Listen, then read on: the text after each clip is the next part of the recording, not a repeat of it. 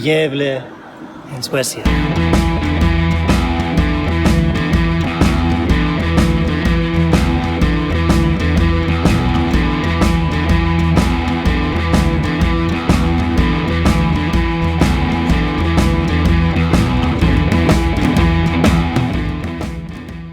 Otra vez voy a estar trabajando durante una semana aquí en Gävle, es decir, de lunes a sábado, y esta vez también tengo el honor de pasarme algunas noches en el hospital. Entonces mi contrato incluye un total de casi 80 horas de trabajo. Bueno, quizás trabajo, quizás no trabajo, porque eso también incluye tiempo en que voy a estar en el hospital, pero voy a estar disponible y no trabajando todo el tiempo. Vamos a ver cómo eso es en práctica.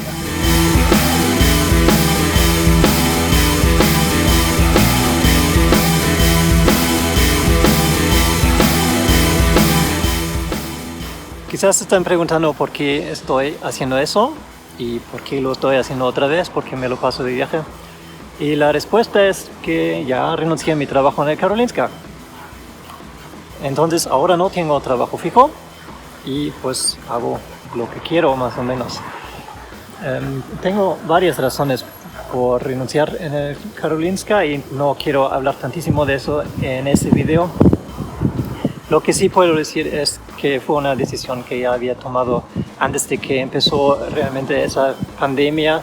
No tiene que ver con eso. Es más bien que después de 2 años trabajando ahí, realmente sentía que necesito un cambio, necesito algo nuevo y pues aquí estamos. Trabajar como freelancer obviamente tiene sus ventajas. Pues uno puede decidir cuándo trabajo, cuánto trabajo, más o menos dónde trabajo. Eso todo es muy bien. Al otro lado, obviamente tiene sus desventajas. O sea, gano un poquito más dinero, pero obviamente nada más lo gano cuando sí estoy trabajando, no cuando tengo vacaciones, por ejemplo.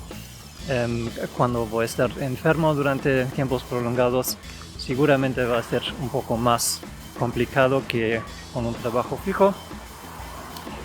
Y pues hay muchos otros aspectos, pero por el momento pienso que es algo que vale experimentar. Y como ya había mencionado, voy a ver cómo me va. Y si no me va bien, pues me busco otro trabajo fijo. Y si me va bien, sigo.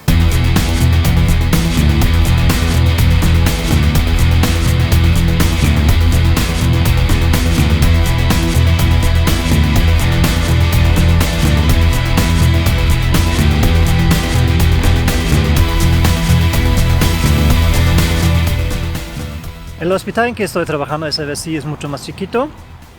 Era un poquito difícil de encontrar números exactos, pero entendí que tienen aproximadamente 350 camas y quizás entre 2 y 3 mil personas trabajan ahí. El trabajo en un hospital así de chiquito obviamente es un poco diferente que en el Karolinska, que yo conozco, sobre todo en la guardia. Se nota, ahí sí soy el único anestesiólogo aquí que se encuentra en el hospital. Hay un médico de base que está en su casa, una persona que puedo llamar y que supuestamente debe estar en el hospital dentro de media hora, creo que, si lo necesito. Pero bueno, básicamente soy yo ahí resolviendo los problemas y sí los hay, tengo que decir. Estaba sorprendido que tanto sonó el teléfono durante esa guardia. Y luego sí, trabajé.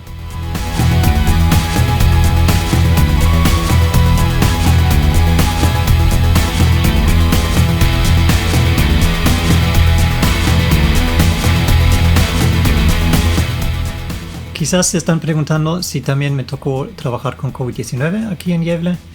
Y la respuesta es sí. Tuvimos 2 pacientes aquí en terapia intensiva con el diagnóstico de COVID-19. Uno con un curso muy prolongado y uno con un curso más corto, pero los 2 pacientes estuvieron intubados. Afortunadamente pudimos dar de alta a los 2 pacientes durante el tiempo en que yo estuve aquí y después ya no me tocaron más casos aquí en terapia intensiva. Hablando con mis compañeros, me comentaron que tuvieron también su propia unidad, su propia terapia intensiva únicamente para pacientes con COVID-19 y ahí atendieron entre 10 y 12 pacientes al mismo tiempo. Ahora esa unidad ya está cerrada porque ya no se necesita, afortunadamente.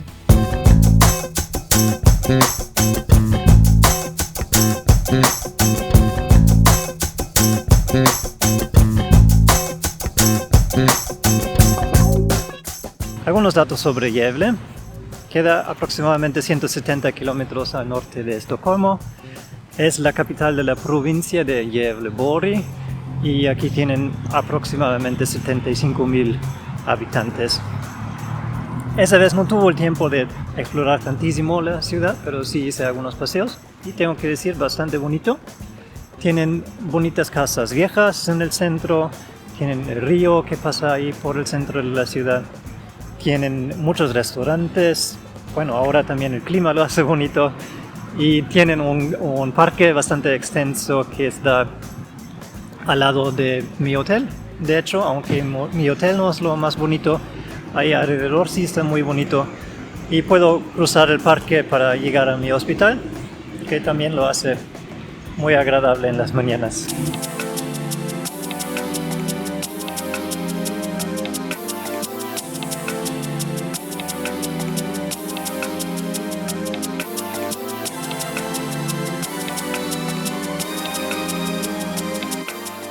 Bueno, aquí les va la parte en que hablo un poco de dinero.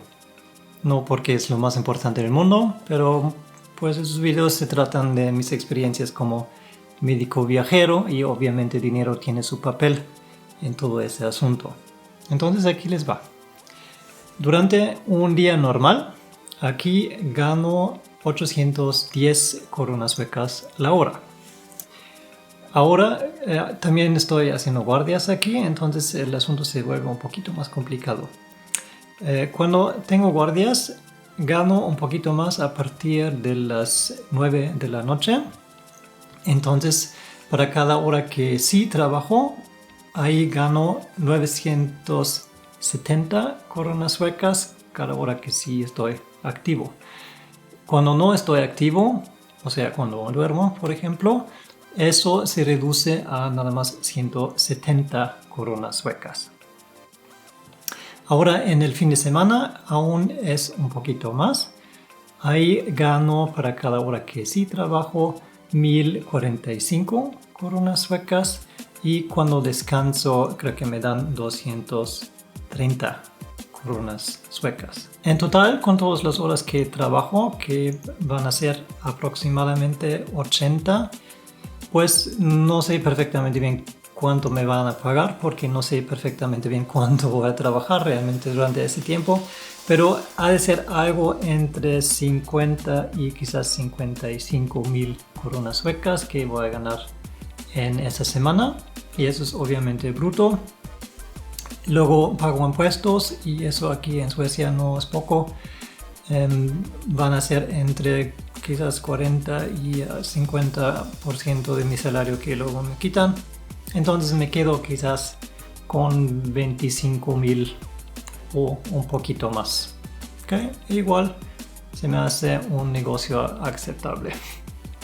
Hablando de gastos, otra vez es así que el hospital o la agencia que me contrata, no estoy perfectamente seguro quién, pero me pagan el hotel, obviamente, en que estoy, incluyendo el desayuno. Pero esa vez que estoy trabajando en Suecia, yo tengo que pagar el viaje desde Estocolmo hasta aquí.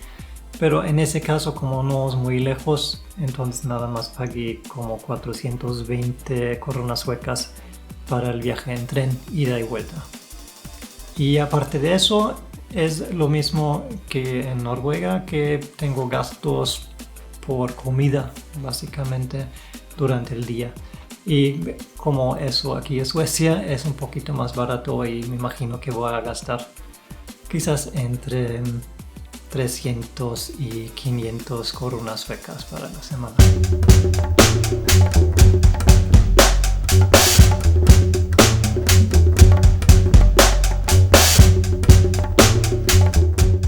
Hola, buenos días por la mañana.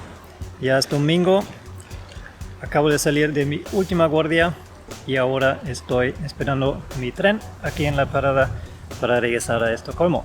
La última guardia realmente era loquísima. Trabajé muchísimo, nunca me hubiera imaginado que hay tantísimo trabajo en un hospital tan chiquito, pero hicimos de todo.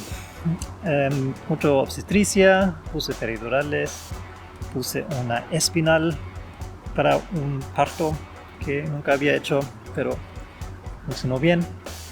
Luego hicimos cirugías, tuvimos varios procedimientos con niños chiquitos y más grandes. Tuvimos urgencias bastante severos, tuvimos reanimaciones y obviamente no puedo hablar de detalles, pero lamentablemente 2 pacientes fallecieron. Y bueno, trabajé en mi terapia intensiva y al final, en la mañana a las 5, no sé qué, hicimos una cesárea súper urgente, muy dramática, con un niño que también necesitaba muchísima atención después del parto, pero ese afortunadamente al final salió muy bien. Entonces ahora estoy muy contento de poder regresar, de estar con mi familia y de descansar un poco. Si todo eso les pareció algo interesante, pues suscríbanse. Eso seguramente no era la última aventura, no era el último viaje. Y pues vamos a ver qué sigue. Hasta entonces, hej då.